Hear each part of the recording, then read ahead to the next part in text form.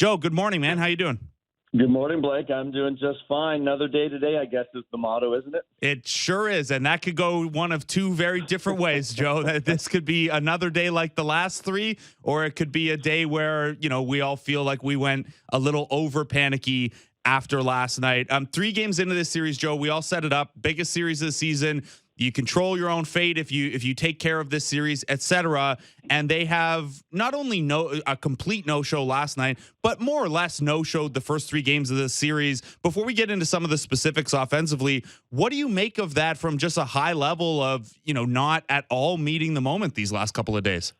It's just horrible timing, of course. I'll be honest, Blake, coming off of that weekend, I know there's so much hype around this series, and I know this has been marked on the calendar and circled for a few weeks now, but I wasn't necessarily in that camp only because, there's still 3 weeks here in this final, including this series, to play.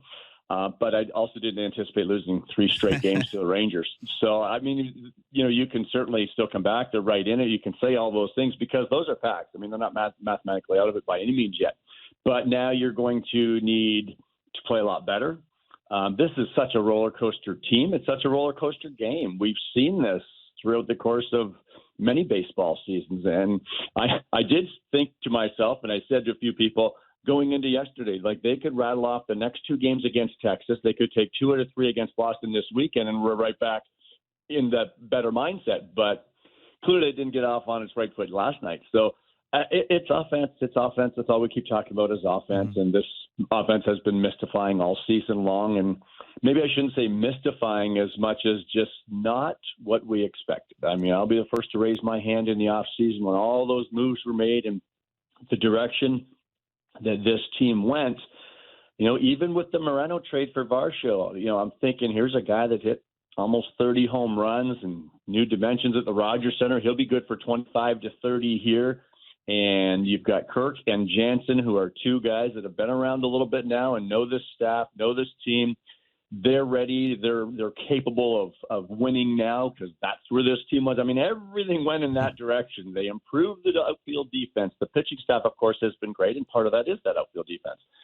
But, man, are we ever missing some offense? And it's not just the guy that is in Seattle right now. It's the guys that are here. Who would have predicted the downturns in the production of a Springer, of a Vladdy, of a Kirk? I mean, those, again, I say those are 3 top 4 hitters in last year's lineup. That was top 5 in Major League Baseball. Yeah, and now you are 16th in runs and 18th in home runs. And even if you prefer a stat like a WRC plus that tries to adjust for some of our context factors, you don't come out looking particularly rosy in that either. You're 7th or 8th, so not where you needed to be there. So, Joe, this has gotten there have obviously been times where all we talked about was the offense because it wasn't coming around. And at times it's been runners in scoring position or the long ball or this guy's slumping. They have scored 24 runs over the last 7 games. And those 7 games came against Oakland, 3 against Kansas City, so 4 against absolute bottom feeders, and then 3 against a Texas Rangers team that just had one of the most dramatic months in recent memory preventing runs. I know that this is something you and I have talked about on and off air before. I look at some of the ways in which the Jays have, failed to get to an Oakland starter early, a Kansas City starter early, not guys with like Cole Reagans I can get there with. He has monster stuff. Even a Max Scherzer, he's a vet guy. His cutter was awesome the other day. I can get there with some of it, but a guy like Jordan Montgomery who kind of just does everything at an okay level. It really did seem like last night he picked a game plan, picked a lane, and the Blue Jays never managed to nudge him outside of it. Do you think that's an accurate assessment of why Montgomery was able to dominate the Blue Jays the way he was? Yeah, I mean, I talked about it post-game as you just kept watching. I mean, here, Blake, I prepare for the games every day. I look at each starting pitcher and I jot my little, what pitches they use and what the opponents hit against. I kind of get a little idea of who the Blue Jays are facing. And I did it tonight already for Nathan Eovaldi. So I did it yesterday for Jordan Montgomery. And that takes, about 10 or 15 minutes? Okay. Sinker, changeup guy, clearly against righties. He's probably going to stay away from them. I'm thinking, that kind of blends into the Blue Jays offense too. That's probably okay. As hitters now, you got to prepare for that tonight, right? You're probably going to get a lot of sinkers down, middle away, a lot of changeups away. I mean, that's, mixes in the breaking ball, might come in on occasion, but really your focus is sinker changeup from the lefty, middle away. And guess what we saw?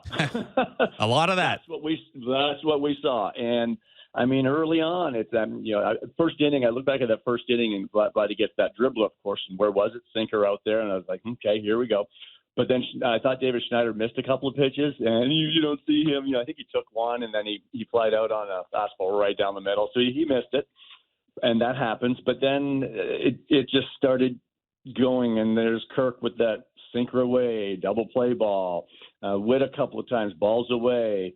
George sinker away on that one strikeout. It looked half-hearted. I mean, it kept happening, and I try to pick things because my idea, and again, I take 10 or 15 minutes to that. I gotta believe these hitters and coaches, what they're doing is prepping for a starting pitcher in that same way, but times 1,000, right? They've got all kinds of information on what they're going to do to you.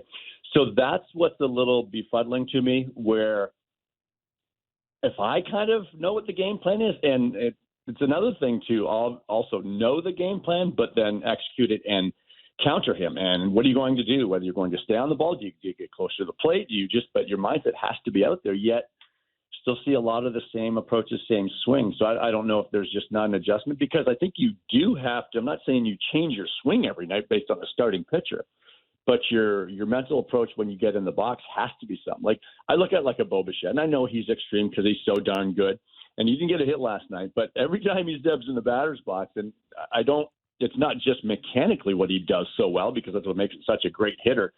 But man, it just seems to have an idea. And does he get jammed on a fastball sometimes? Sure, but he also looks like he's thinking, what's that guy trying to do to me? And what am I going to try to do to him? And I just don't see it in a lot of the other at-bats. And Joe, you mentioned Vlad's first inning kind of roller of a single. It'll end up as the only hit between those two for the series. So cool. Take it if you can get it, I guess. But that's one where, he lays off the first outside one, and then it gets to 1-1, and then he swings at the same outside one he just laid off of and rolls over it. And then I look ahead at his fourth inning plate appearance, and he gets up 3-0 in that one. He thinks he takes ball 4. It's over the plate.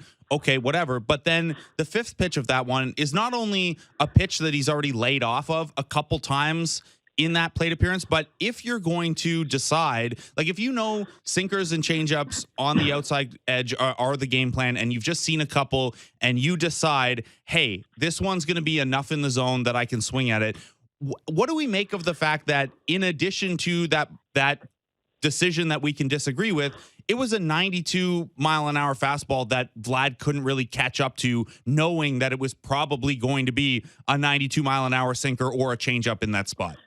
Well, I think first and foremost, we all saw the work that he put in earlier yesterday and bag practice on the field, and I had gotten to the ballpark, and I saw it too, and I'm watching, and I said to a couple people that actually may have said it to you, I can't remember. You did, yeah. But I said, I'm going to watch his first at-bat, and I am going to pull up the video on my laptop in the first inning, and I'm going to look to see if the swing's any different, and I didn't see a whole lot different. So physically, I didn't see anything really different. Now, did he do something different? Maybe, and it could have been something small that I didn't pick up, whatever. But, I mean, I was looking for something, whether it was the hand staying high, not dropping. I was looking for maybe not jumping out. I thought, maybe is he going to just really sit and ride that backside? I'm talking like something extreme. He needs to try something extreme, like really sitting on that back leg and almost thinking launch. I hate that word, but he almost needs to think that way right now because he's diving out and landing so firmly on that front side. Like something drastic had to come out of that, and it didn't.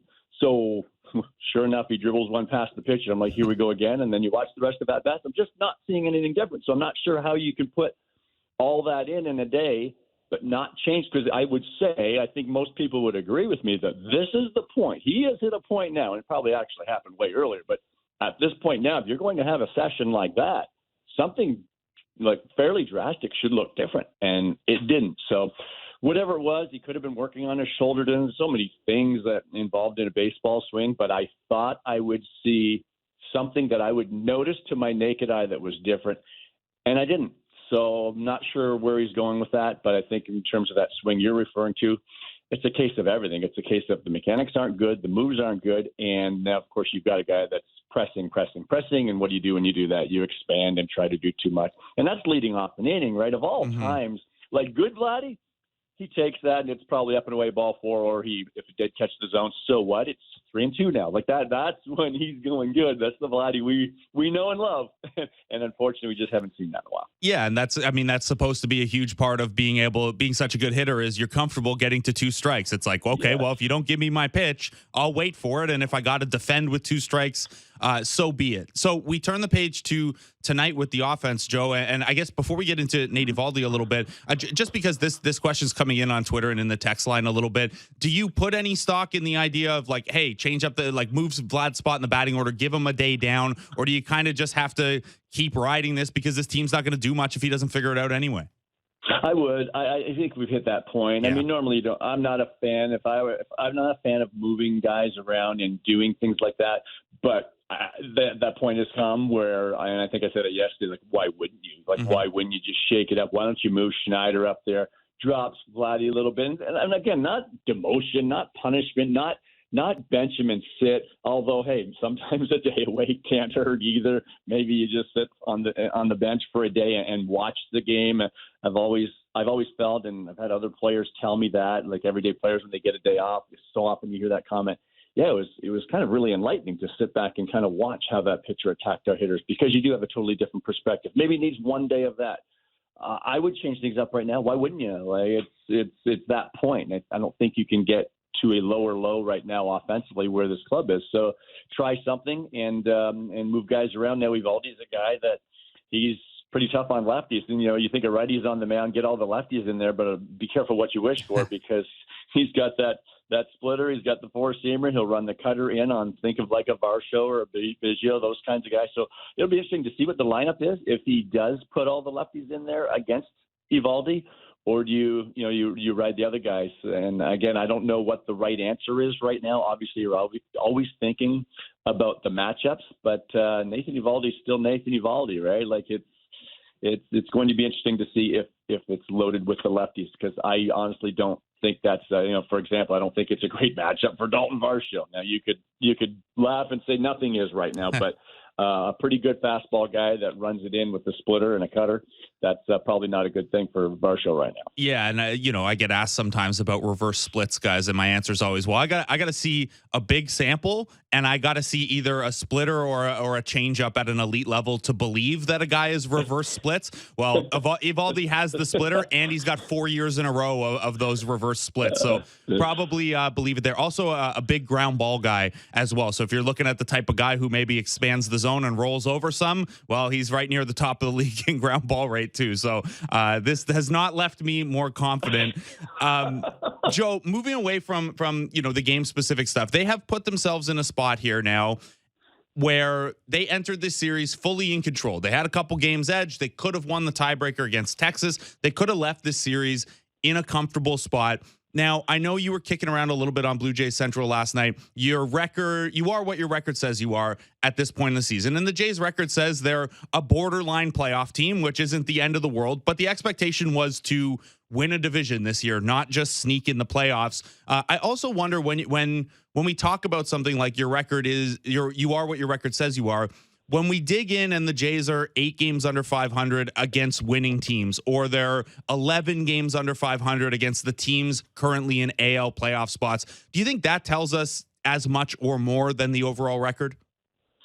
I think it can, because I wouldn't think of the stretch that they just finished, those 15 games, and they went 10-5 and they averaged 6 runs a game. I hope we all kind of expected that, right? Mm-hmm. We expected a pretty good run, and I felt before that stretch, and I said the bats are going to heat up and we're going to get all excited, but then things get real when Texas comes to town, and things have gotten real. Because when you're facing better teams, now that doesn't mean in a small sample. Look what they did against the Atlanta Braves. You can beat good teams. They played well against Houston. Those things can happen, but when you take this big old sample of a season, and Texas Rangers, right? They're a very good hitting team, but we look at the pitching. They've certainly had their issues with their bullpen all season long, but they come in here and it's like now these relievers are looking pretty decent. And again, I think as hitters, we're so close. I'm so close to watching the Blue Jays every single day, watching these hitters. I think I have a pretty good pulse on all of these hitters. I think I know if I was catching how I would attack them. And like Jordan Montgomery last night, it looked too easy. And I remember saying this at times last year too, because remember the whole right-handed hitting lineup and just stay away, sinkers in, sliders away, and we see it time and time again. But I think the better teams you play generally have not just better pitchers, and better pitchers have better stuff, and better pitchers with better stuff can execute better, but the game plans are also very good. And, I mean, look no further than what they were doing to Vladdy with all those breaking balls early. And, again, picking on Vladdy because he's a really struggling hitter right now. But I think every hitter has a weakness, but it's a matter of where can you go to avoid damage, attack that weakness, but execute those pitches. And it just seems like the better teams can do that more effectively. And this Blue Jays lineup has been very susceptible in that regard. And I think that is a big part of not playing as well against the good teams. And Joe, just because we won't get a chance to talk to you again before these next couple sets of games, when you talk about good teams, I know you always point out, hey, strength of schedule is dynamic, right? You catch teams at better times than worse times, and you got to be playing good ball. I know people might look at the 15 games ahead after this series and say, well, 9 of those are against non-playoff teams in the Red Sox and Yankees. I don't know how much you've gotten to see of them, but they're playing. They're at least still playing hard, and I think both of those teams really want to finish over 500. And like I don't know how you feel, but I don't think we can look at those and be like, okay, non-playoff teams, that's a bit of a let up in the schedule. I think those teams would probably love to help knock the Blue Jays out of a playoff spot. Yeah, I almost like to look at it as AL East, and the conversation changes, of course, because you know what the Blue Jays' fortunes have been like against the AL East. Like, it's the Red Sox and Yankees, and yes, I know they're not going to the playoffs, but the Yankees aren't coming in, the Red Sox aren't coming in this weekend to roll over. Are you kidding me? You're right. They always want to beat the Blue Jays. Of course they do. Just like the Blue Jays always want to beat the Red Sox, right? Those are those in-division rivalries, but yes, they mean a lot more now. And the Yankees, of course, the way their season has gone and fallen apart, but I haven't followed them too closely lately since they've fallen out, but I understand, right? Some of these veteran guys are out now, and they've brought up some kids. Well, nothing like playing a bunch of kids that are trying to prove something right in September to their manager and front office that's fighting for jobs next year. So I don't think anything is going to be easy down the stretch, but more importantly than anything, it's taking care of your own garden, and that to me is a lot. Now, I was going to say that to me has a lot to do with the Blue Jays offense, but now we've seen what's happened to the pitching over the last couple of days too. I mean, that's the part we didn't really account for, right? All we've been talking about these last few weeks is that the offense has to get going. The offense has to get going because the pitching's so good. But now all of a sudden the bullpen's leaking, taking on lots of water, and the starters with Kikuchi there last night. It's like, that's not the thing we were anticipating. So you just have to take care of your own stuff. And the pitchers have to do their job. Hitters have to do their job. But that's what winning streaks are made of, everything firing on all cylinders. Good pitching, good bullpen, good hitting. And then losing streaks are the opposite. Well, that middling thing they've been doing all year is what they are, right? They just haven't really synced up both of those at the same time. And obviously a lot of that blame has to go to the lineup. Yeah, certainly. So just on the pitching note, before I let you go here, Joe, Chris Black always wants to come on with you whenever I have you on. So I will at least ask you a Chris Black question. He tweeted out earlier this morning that Kevin Gausman, against the bottom 20 offenses in the league, has a 2.37 ERA, and the Jays are 12-4 in those games. When Gausman faces a top 10 offense, the ERA almost doubles to 4.59. Jays are 3-9. The Rangers, of course, despite their struggles preventing runs, are the number 3 offense in baseball. Does that kind of split worry you at this point in the season, that we've got a little bit of a sample here? Obviously, look, good teams are going to score more. That's pretty straightforward. Yeah. That's how they become good teams. But with Gausman, it looks like a pretty extreme split based on that stat that Chris tweeted out. Yeah, that is concerning, to be honest with you, because Kevin is so good with the 2 pitches that he uses predominantly that you can see how lesser teams, offensively challenged clubs, can bite right into that, right, and be chasing the splitter down and not handle the fastball up. And you can see how he can almost dominate those kind of weaker type lineups, maybe some younger type lineups that are eager and aggressive with their approaches.